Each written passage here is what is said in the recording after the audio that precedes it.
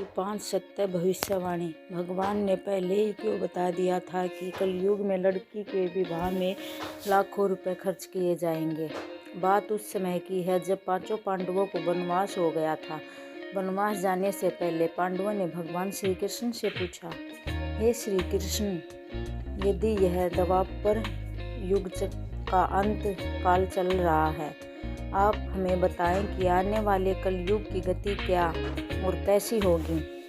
तब भगवान श्री कृष्ण कहते हैं कि मैं तुम्हें इसका सीधा सा उत्तर तो नहीं दे सकता, लेकिन इतना कहूँगा कि तुम 5 भाई वन में जाओ और वन में जो कुछ भी तुम्हें दिखे मुझे आकर बताओ।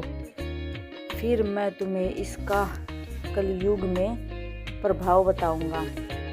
इसके बाद 5 भाई वन में चले गए। फिर उन्होंने वन में जो देखा वह देखकर आश्चर्यचकित रह गए। आखिर उन्होंने वन में ऐसा क्या देखा और फिर भगवान श्री कृष्ण ने उन्हें क्या जवाब दिया, आइए जानते हैं भगवान द्वारा कही गई कलयुग की 5 सत्य भविष्यवाणी को। भगवान श्री कृष्ण के कहे अनुसार 5 भाई अलग अलग दिशाओं में वन की ओर निकल गए। युधिष्ठिर एक दिशा में भ्रमण पर थे। उन्होंने एक जगह पर देखा कि एक हाथी के 2 सूंड थे। यह देखकर युधिष्ठिर के आश्चर्य का ठिकाना नहीं रहा। वही अर्जुन दूसरी दिशा में भ्रमण पर थे।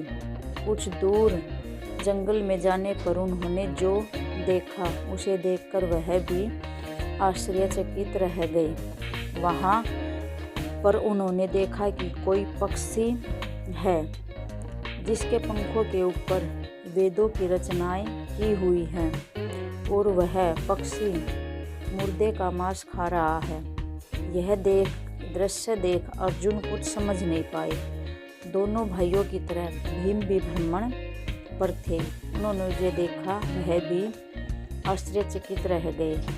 उन्होंने देखा कि एक गाय ने एक बछड़े को जन्म दिया, लेकिन बछड़े के जन्म के बाद गाय अपने बछड़े को इतना चाट रही थी कि उसका बछड़ा लहूलुहान हो गया है। सहदेव भी भ्रमण पर थे। उन्होंने देखा कि एक जगह पर 6-7 कुएं हैं जिनमें पानी है और बीच में एक कुआं खाली है। बीच का कुआं काफ़ी गहरा होते हुए भी उसमें पानी नहीं। सहदेव को घोर आश्चर्य हुआ और वह सोच में पड़ गए कि ऐसे कैसे हो सकता है। नकुल भी भ्रमण पर थे और उन्होंने भी एक आश्चर्यजनक घटना देखी कि एक पहाड़ के ऊपर से एक बड़ी सी चट्टान लुढ़कते हुए नीचे आ रही है। वह चट्टान कितने ही वृक्षों से टकराकर उन वृक्षों को नीचे गिराते हुए आगे बढ़ रही है, लेकिन विशालकाय वृक्ष उस चट्टान को रोक ना सके। इसके अलावा वह चट्टान और न जाने कितनी ही अन्य चट्टानों के साथ ही टकराती है, फिर भी दूसरी चट्टानें भी उस चट्टान को रोक न पाए। अंत में वह चट्टान एक अत्यंत छोटे से पौधे से टकराकर अर्थात उस छोटे से पौधे का स्पर्श पाते ही रुक जाती है। इसके बाद 5 भाई एक जगह एकत्रित हुए और शाम को भगवान श्री कृष्ण के पास जाकर उन्होंने अपने अनुभव श्री कृष्ण जी को सुनाए। सबसे पहले युधिष्ठिर ने कहा, मैंने तो पहली बार 2 सूंड वाला हाथी देखा। यह मेरे लिए तो बहुत ही आश्चर्यजनक था। तब भगवान श्री कृष्ण कहते हैं कि प्रिय पांडवों, अब तुम कल की काल जिस युग में भगवान श्री विष्णु कल की अवतार लेंगे उस युग की यानी कल युग की बातें सुनो। तब भगवान श्री कृष्ण ने कहा कि कलयुग में ऐसे लोगों का राज्य होगा जो दोनों ओर से शोषण करेंगे। बोलेंगे कुछ और, करेंगे कुछ और, मन में कुछ और होगा और कर्म कुछ और ही होंगे। ऐसे ही लोगों का कलयुग में राज होगा। पांडवों, तुम कलयुग आने से पहले तक राज्य कर लो। युधिष्ठिर के बाद अर्जुन ने कहा, मैंने जो देखा है वह तो कहीं ज़्यादा आश्चर्यजनक था। मैंने देखा कि एक पक्षी के पंखों पर वेदों की रचनाएं लिखी हुई हैं, पर वह पक्षी मुर्दे का मांस खा रहा है।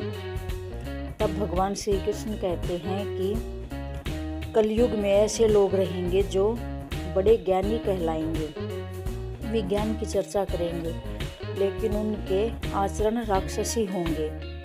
वह बड़े पंडित और विद्वान कहलाएंगे, किंतु यह देखते रहेंगे कि कौन सा मनुष्य कब मरे, कब हमारे सभी रिश्ते नाते मारे और हमारे नाम से संपत्ति हो जाए। भगवान श्री कृष्ण अर्जुन से कहते हैं कि हे अर्जुन, राजनीति के व्यक्ति विचार करेंगे कौन से मनुष्य को मारा जाए और राजनीतिक गद्दी हमारे नाम पर हो जाए। कलयुग के लोग हर जाति धर्म पर प्रमुख पदों पर बैठकर विचार करेंगे कि कब किसका श्राद्ध हो और कौन कब किस पद से हटे और हम उस पद पर चढ़कर बैठ जाएं। चाहे कितने भी बड़े लोग हों, परंतु उनकी दृष्टि धन और पद के ऊपर ही रहेगी। ऐसे लोगों की ही बहुतायत होगी और कलयुग में ऐसे लोगों का ही राजकाज होगा। अर्जुन के बाद भीम ने अपना अनुभव भगवान श्री कृष्ण को सुनाया। भीम ने कहा कि मैंने तो यह देखा कि एक गाय अपने बछड़े को जन्म देने के बाद इतना चाटती है कि बछड़ा लहूलुहान हो जाता है। तब भगवान श्री कृष्ण कहते हैं कि कलयुग का मनुष्य शिशुपाल हो जाएगा। कलयुग में माताओं की अपने बच्चों के लिए ममता इतनी बढ़ जाएगी कि उन्हें अपने विकास का अवसर ही नहीं मिलेगा। मोह माया में ही घर बर्बाद हो जाएगा। किसी का बेटा घर छोड़कर साधु बनेगा तो हजारों लोग उस साधु के दर्शन करने को तरसेंगे, और यदि उनके अपने बेटे ने साधु बनना चाहा तो रोएंगे कि मेरे बेटे का क्या होगा। इतनी ज़्यादा ममता होगी कि लोग अपने बच्चों को उसे मोह माया और परिवार में ही बांध कर रखेंगे। उसका जीवन वही खत्म हो जाएगा। तब भगवान श्री कृष्ण भीम को समझाते हुए कहते हैं कि हर मनुष्य को यह जानना जरूरी है कि वास्तव में लड़के तुम्हारे नहीं हैं, वह तो बहुओं की अमानत है और लड़कियां जमाइयों की अमानत हैं। तुम्हारा यह शरीर मृत्यु की अमानत है और तुम्हारी आत्मा परमात्मा की अमानत है।